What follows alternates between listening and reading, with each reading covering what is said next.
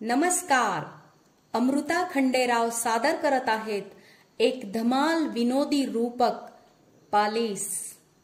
लेखन सुप्रसिद्ध विनोदी कथाकार उज्ज्वल विभूते पारखेड. स्वर प्राध्यापक डॉक्टर गणेश खंडेराव आणि सौ अमृता खंडेराव. पालीस. हो, मी काय म्हणतो, अरे 50 किलोत निघीन ना साल. निघा तर पाहिजे. अन जुनी किती काय असिंदिळक पाहिली. बाप्पा रे बाप्पा. अरे पोत्याची केलती ना, लागलं बी बूड.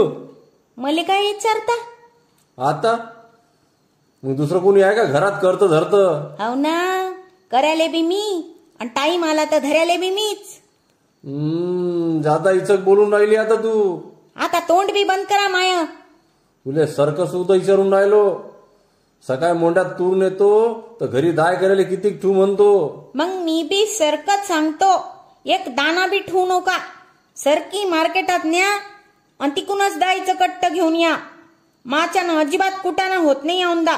अरे लेक, झाली काय म्हातारी आता? आणि तुम्ही झाले काय बुडे? हे पाय, झिलप्या झाडू नको. सरकं सुद्धा बोलणं असेल तर बोल. 10 वर्ष झाले घरची दाय तोंडी पडेलाय आणि बाजारची पॉलिसवाली गोड लागीन काय आता आपल्याला? आणि घरची कशी पुरवती असते, खोचभर कमी की जादा खायची? नाही बरं बापा. नीस टूस, तेल पाणी, ऊन देणं, ते भरळ धारळ, उखण पाखण, पाखळ पुखळ, एवढा कुटाणा होत नाही बरं आता मायकून. औंदा इकतच आणू आपण.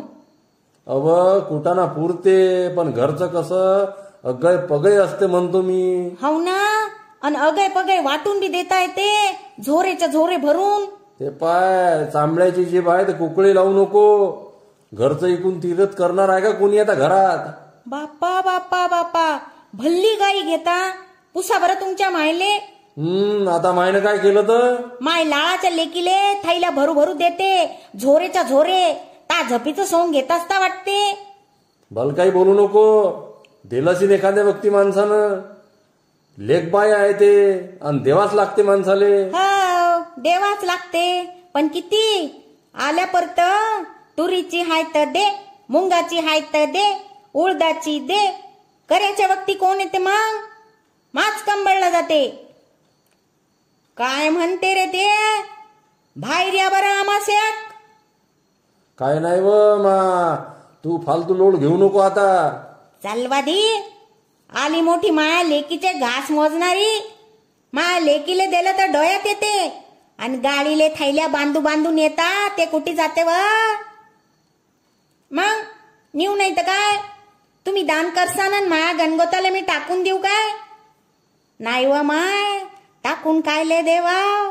मस्त आयते वैते लाटेल पापड देवाव, मुरेल रायते देवाव, वळ्या करोळा देवाव, गुयांब्याच्या बरण्या भरून नेवाव. मग नीनच मी तिकून काही हात हालत नाही येत तुमच्या लेकीवानी. हिवाळ्यात मेथीचे खारी खोबऱ्याचे लाडू कसे खायला गोड लागते, आणि तुपाचे डबे कोणाच्या अंगी लागते तर? निदान खावाव त्याचे गुण तर गावाव माणसानं. अव बैना, माय हाय ते जित्य असे लोक तर जीव गुतीनच ना ती आतो यात. लेकीसाठी किती जीव तुटते हे तुई लेकवायरी झाल्यावरच समजीन व तुले.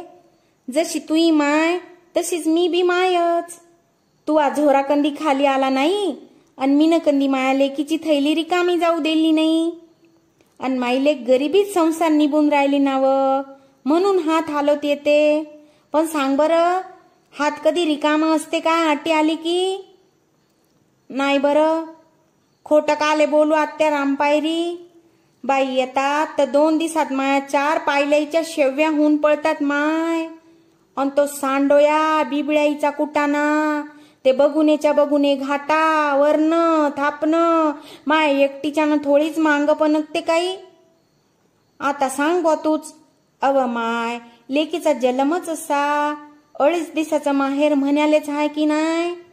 बाकी दोन्हीकडचं वज वागोवा, बाकी लेकीनच. जशी ते तशीच तू. आता तुमच्या दोघीचं झालं असेल बोलून तर एकदाच सांगून टाका की घरी दाईसाठी किती पोतळ्या ठेवायच्या, घरची डाळ खायची की पालिशची खायची.